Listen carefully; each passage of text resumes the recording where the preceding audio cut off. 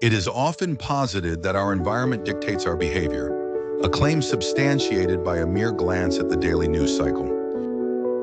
The ubiquitous coverage of diseases, disasters, wars, and a sundry selection of threats convincingly portrays the external world as a theater of constant peril. The manner and uniformity with which local news outlets deliver these menacing updates, often reciting identical scripts word for word, are not accidental. Such strategies are employed with a purpose not only to inform, but above all to inspire a pervasive sense of fear, and through fear, exert a subtle but effective form of behavioral control. Embedded in the scaffolding of this mediated environment is a robust architecture built to stimulate the ego, elevate the sense of personal centrality, and incite reflexive efforts to restore a threatened sense of self. The me paradigm prevalent in American society emerges as an intended consequence of this environment. Here, individualism is canonized, reliance on others is suspect, trust is discouraged, and the notion of we slips further into abstraction. The family, ideally a nucleus of connection, becomes merely another theater for rehearsing independence and self-sufficiency. When fear, stoked daily by news and culture, threatens the ego, the response is rarely cooperative.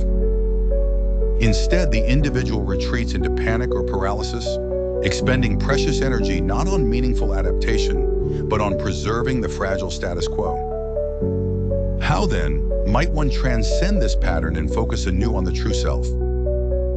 The initial step requires a radical shift in perspective. Imagine yourself alone, unobserved.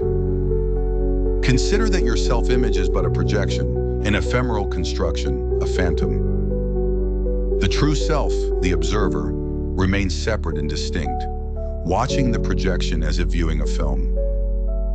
Whatever happens to your projection arises from interactions with other projections, not with other observers. There are no other observers. In this conceptual exercise, you not only observe the projection, but track its continuity, tracing the interplay of projections across time. Here, judgment becomes an introspective tool. You, as observer, assess the actions, reactions, and fears of your projection.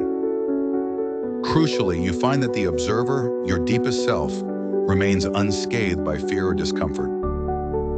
You do not experience these as the observer. Instead, you feel detached, calm, and curiously appreciative of the continuous unfolding of experience.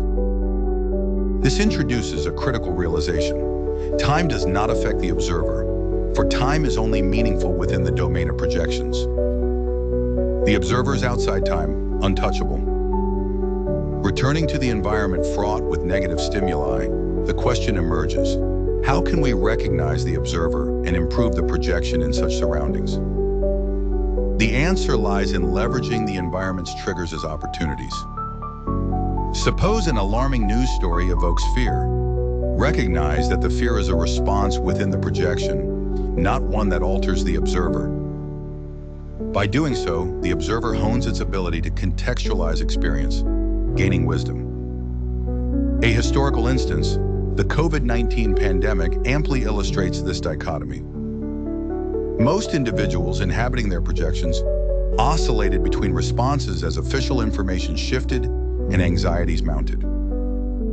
Those who could maintain the observer's perspective responded with reasoned action and relative calm, navigating a sea of uncertainty without succumbing entirely to fear. In time, society as a collective projection adapted and recovered, while many individuals remained scarred, their unmanaged ego wounds impeding true resilience. The implication is profound. Our environment attempts to distract us from genuine self-recognition. By seeing ourselves as observers of projections, we diffuse the ego's centrality and open ourselves to more adaptive, cooperative responses. The solution is not to dismiss the environment's influence, but to recognize one's role within it as small, a custodian of observation, not the principal actor.